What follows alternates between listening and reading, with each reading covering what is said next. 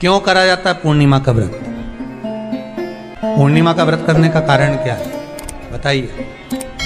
आप इतने सालों से कर रही हो, कई माताएं कर रही होंगी पूर्णिमा का व्रत। एक समय फलाहार करती हैं, एक समय भोजन करती हैं। भोजन में खीर का होना जरूरी होता है पूर्णिमा के व्रत में, दूध की सामग्री होना जरूरी होती है पूर्णिमा के व्रत में। 12 महीने की पूर्णिमा करो मना नहीं है। और पूर्णिमा उठाने का भी समय होता है चैत्र के महीने की जो पूर्णिमा होती है, चैत्री पूर्णिमा पहली पूर्णिमा मानी जाती है, इसलिए चैत्री पूर्णिमा को सिद्ध पूर्णिमा कहते, कार्य सिद्धात्री पूर्णिमा कहते, सिद्ध करने। मनोरथी पूर्णिमा कहते, मनोरथी पूर्णिमा। इसलिए पूर्णिमा का व्रत कहां से उठाया जाता है? चैत्र के महीने की पूर्णिमा से पूर्णिमा का व्रत उठाया जाता है कि मैं महीने की पूर्णिमा करूंगी तो चैत्र पूर्णिमा से उसको उठा लिया जाता है। पर उसका एक नियम रहता है, आप फलाहार करें अपनी जगह पर है, पर एक समय भोजन कर रहे हैं वो अपनी जगह पर। भोजन के साथ में मीठे के साथ थोड़ा दूध की सामग्री होना जरूरी होती है। और क्यों करते हैं पूर्णिमा का व्रत, किस लिए किया जाता है, क्यों करा जाता है, उसका व्याख्यान वर्णन शिव महापुराण के अंतर्गत स्कंद पुराण में लिखा गया। स्कंद पुराण में वर्णन किया है श्री वेद व्यास जी महाराज ने। कहा ये पूर्णिमा का व्रत इसलिए किया जाता है कि व्यक्ति का जब मन गलत भ्रम में जाने लगता है, मन जब गलत जगह पर जाने लगता है, तो ये मन को गलत जगह पर ले जाने वाला कौन होता है? तो कहा ये चंद्र होता है। व्यक्ति की राशि के अंतर्गत, व्यक्ति की पत्रिका के अंतर्गत, व्यक्ति की ग्रह दशा के अंतर्गत जब चंद्र बेकार चलता है तो व्यक्ति अच्छा करते करते भी बेकार करने लग जाता है। चंद्र डोल रहा है। कई माताएं कहती हैं गुरुजी हमारे बेटे को आशीर्वाद दीजिए, बहुत गलत संगत में जा रहा है। मतलब समझ जाना कि चंद्र गड़बड़ जा रहा है। बेटी अगर गलत मार्ग पर जा रही है, बेटी अगर गलत संगत में जा रही है, किसी अन्य व्यक्ति को आकर्षित हो, चंद्र गड़बड़ हो रहा है, उसका चंद्र कहीं जा रहा है। कोई पुरुष, कोई लड़का, कोई गलत मार्ग पर जा रहा है, चंद्र गड़बड़ हो रहा है। घर में जो क्लेश उत्पन्न होता है, घर में जो विवाद उत्पन्न होता है, उस विवाद को रोकने के लिए केवल चंद्र की ही, इसलिए तो पूर्णिमा घर की नारियां हमारे यहाँ हिंदू धर्म में यहां तक स्कंद पुराण में कह दिया कि प्रत्येक पुण्य आप लोग कभी आप लोगों ने सत्यनारायण जी की कथा करवाई है? जितने लोग आस्था चैनल पर कथा सुन रहे हैं, जितने लोग फेसबुक यूट्यूब पर कथा सुन रहे हैं, यूट्यूब पर कथा का श्रवण कर रहे हैं, उनने कभी सत्यनारायण की कथा करवाई होगी। तो उसमें लिखा है हर कार्तिक, हर पूर्णिमा को, हर संक्रांति को ब्राह्मण सत्यनारायण भगवान की कथा या राजा या वैश्य कथा को कराता था या बढ़िया कथा कराता। सुनी कि नहीं सुनी ये बात? सत्यनारायण भगवान की कथा में लिखा है, स्कंद पुराण के अंतर्गत जो सत्यनारायण भगवान की कथा का स्मरण किया उसमें लिखा है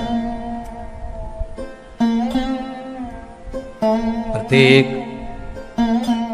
संक्रांति पूर्णिमा को सत्यनारायण की कथा करवाने लगा और ये योनि को प्राप्त हुआ, इस योनि से छूटा, इस योनि में गया। लिखा है, सब कुछ लिखा है।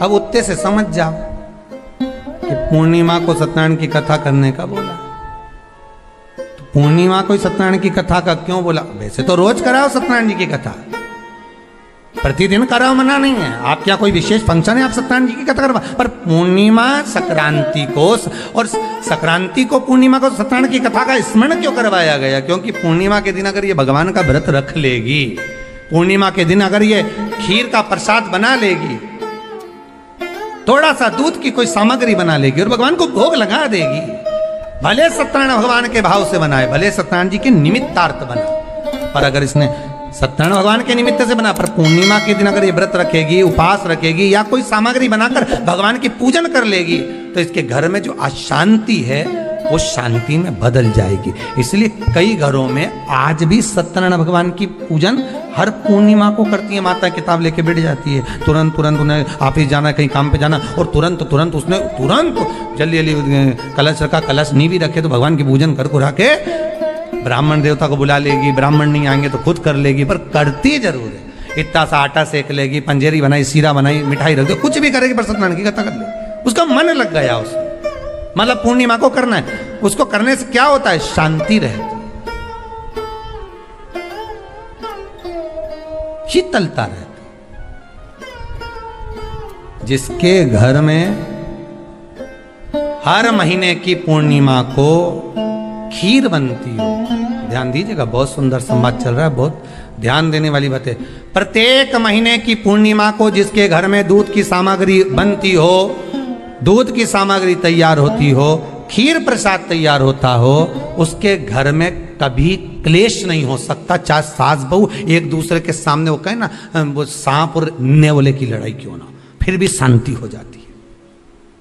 पर प्रत्येक महीने की पूर्णिमा होना चाहिए। ये नहीं कि तुमने एक महीने की पूर्णिमा पे बना लिया और दूसरे महीने की पूर्णिमा को गायब कर दिया। फिर किसी ने कह दिया आज चूरमा तो बन रहा है, दाल बाटी तो बन रही है चूरमे के साथ में, लड्डू बन रहे हैं, तो काय को खीर बना रही हो? तो तुमने अब वो खीर प्रसाद। महापुराण की कथा कहती है, महाराज पूर्णिमा का जो चंद्र है वो विशाल का है,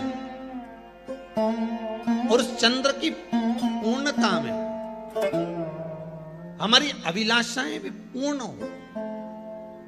आप आस्था चैनल के माध्यम से जितने लोग कथा सुन रहे हैं, फेसबुक यूट्यूब पर जितने कथा सुन रहे हैं, और कुबेरेश्वर धाम में जितने कथा सुन रहे हैं, आप में से कितने लोग हैं जो पूर्णिमा का व्रत करते हैं? जो माताएं करती हो जरा हाथ उठाइए। पूर्णिमा का व्रत जो करते हो ना आप लोग, रखिए। अब पूर्णिमा के व्रत में आपने कई बार किताब पढ़ी होगी पूर्णिमा की, या आपने व्रत किया होगा, या पूर्णिमा का व्रत आप धारण करे होगे, तो उसमें पूजन कौन से भगवान की होती है? पूर्णिमा के व्रत में किस भगवान की पूजन होती है? तो कहा पूर्णिमा के व्रत में केले के खंभ लगाकर पूर्णिमा का जो अध्यापन होता है, पूर्णिमा की जो पूजन होती है, उस पूजन में शंकर और पार्वती की पूजन की जाती, शिव और नारायण की पूजन करी जाती, शंकर और पार्वती का स्मरण किया। किसकी पूजन होती है? शिव पार्वती।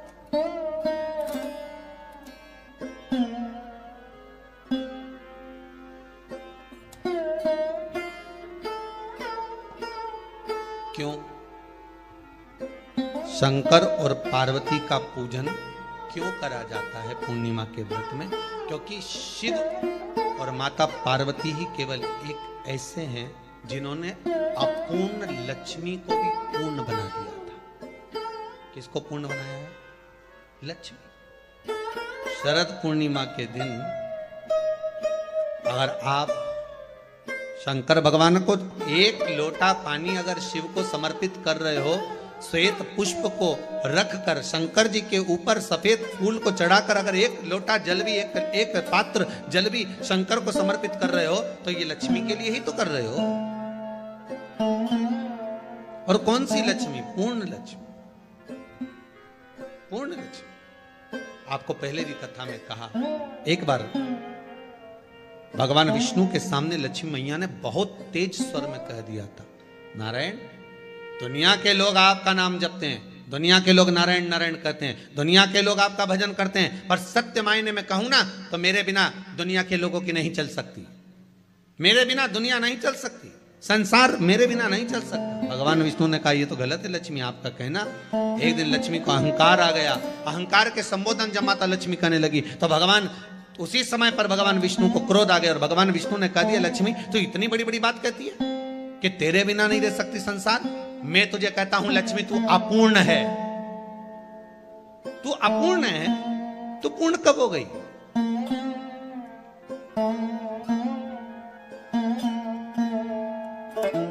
तेरी पूर्णता कहां हो गई? लक्ष्मी की आंख से आंसू बहने लगे। आज आपने मुझे अपूर्ण कहा, आपको मालूम है आप मुझे अपूर्ण कह रहे हो? आपको ये ज्ञात हो रहा है आप मुझे अपूर्ण कह रहे हो? भगवान कहते हैं हाँ लक्ष्मी मैंने तुझे अपूर्ण कहा। अपूर्णता का मतलब आप जानते हो ना? भगवान कहते हैं लक्ष्मी मैं सब जानता हूं। लक्ष्मी रोती हुई माता सरस्वती के पास पहुंच गई। सरस्वती ने पूछा क्या बात है लक्ष्मी, क्यों रो रही हो? लक्ष्मी जी ने कहा क्या बताऊं सखी, मेरे पति ने आज मुझे अपूर्ण कह दिया। तो क्यों रो रही है तू अपूर्ण, अगर कह दिया पति ने तो कहा है ना, तो क्यों रोना, चल मेरे साथ। और सरस्वती मैया माता लक्ष्मी को लेकर सीधे पहुंच गई माता पार्वती के यहाँ। माता पार्वती के यहाँ जब पहुंची, माता पार्वती ने लक्ष्मी जी को देखा और सरस्वती को देखा तो पूछा कि बात क्या है, क्या हो गया ऐसा, क्या हुआ, क्या है ऐसा जो तुम दोनों आज मेरे पास में आई, क्या हुआ। पार्वती जी कुछ बोलती, शिव जी का ध्यान माता सरस्वती की ओर और लक्ष्मी की ओर गया और भगवान शंकर जान गए कि आज भगवान नारायण ने लक्ष्मी जी को अपूर्ण कहा है। अब देखें माता पार्वती क्या कर सकती है, इसको पूर्ण बनाने के लिए करेगी क्या। क्या हुआ, माता सरस्वती जी बोली लक्ष्मी को अपूर्ण कर दिया, अपूर्ण कर दिया, हाँ तो क्या सोचना उसके लिए, इसको मैं अभी पूर्ण बना देती हूं। माता जगत जननी पार्वती ने गोदी में विराजमान गणेश जी को उठाया और उठाकर लक्ष्मी जी की गोद में दे दिया। ले लक्ष्मी, आज से तू पूर्ण हो गई, लक्ष्मी आज से तू पूर्ण। गोदी में जब तक संतान नहीं है तो नारी को लोग अपूर्ण समझते हैं, पर माता पार्वती जी ने संपूर्ण ब्रह्मांड में एक सिद्धता प्रदान कर दी कि अपने गोदी के लाल को, अपने गोदी के पुत्र को माता ने लक्ष्मी की गोद में देकर लक्ष्मी को पूर्ण बना। वो दिन कौन सा था, यही शरद पूर्णिमा का दिन था। कौन सा दिन, आवाज पकड़ हुआ, यही शरद पूर्णिमा का दिन था। शरद पूर्णिमा का दिन लक्ष्मी को पूर्ण करने का दिन,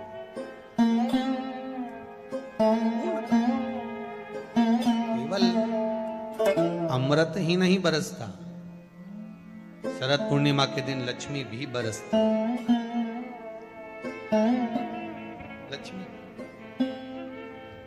पूर्णिमा के कितने व्रत होते हैं, बोलते जाओ जरा, जल्दी जल्दी बोलो। पूर्णिमा के नारियों को, स्त्रियों को अखंड सौभाग्य के लिए, जो नारी वैधव्य नहीं होना चाहती है उस नारी को पूर्णिमा के कितने व्रत करना चाहिए। जिस नारी के यहाँ संतान नहीं हो, भगवान कृष्ण ने माता यशोदा को द्वापर में भी बताया है कि पूर्णिमा के 32 व्रत होते हैं।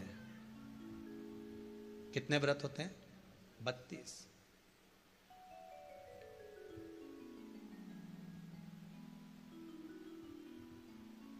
स्वयं भगवान कृष्ण यशोदा रानी को, माता यशोदा जी को भी बता रहे हैं 32 व्रत। अब आपको किसी ने बता दिया होगा कि 8 कर लो, 7 कर लो, 6 कर लो, 12 कर लो, इसलिए आपने बोला कि 12 कर लीजिए, 32 कर लीजिए। अरे यहां तो द्वापर की कथा भी कहती है। यशोदा जी ने एक बार भगवान कृष्ण को रोक कर कह दिया, ए कन्हैया रुको। कन्हैया बोले, बोलो मां क्या बात है। कन्हैया जरा रुकिए, इधर आओ जरा। भगवान कृष्ण आए।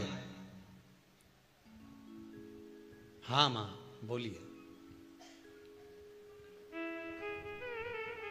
किस जगह का प्रसंग है ये, जिस समय पर राधा रानी कुरुक्षेत्र में नंद बाबा और यशोदा जी को लेकर